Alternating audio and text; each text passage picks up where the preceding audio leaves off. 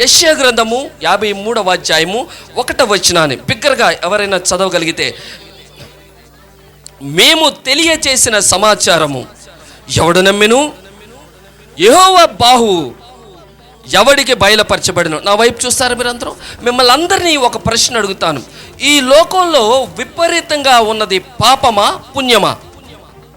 Super super. ఈ లోకంలో విపరీతంగా ఉన్నది పాపం, అలా అలా అడపా కనిపించేది పుణ్యం కదా.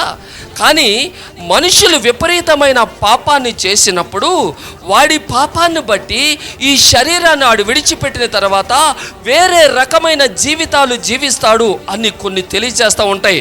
అంటే ఈ శరీరాన్ని మనిషిగా విడిచిపెట్టిన తర్వాత వాడు ఒక కుక్కనో నక్కనో చెట్టునో అట్లవుతాడు.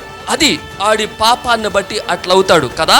ఇట్లా మనం ఆలోచించుకుంటూ పోతే పాపము లోకములో విపరీతంగా ఉంది, పుణ్యం తక్కువగా ఉంది. అట్లాంటప్పుడు మనుషులు తక్కువగా ఉండాలి, కుక్కలు జంతువులు చెట్లు ఎక్కువగా ఉండాలి.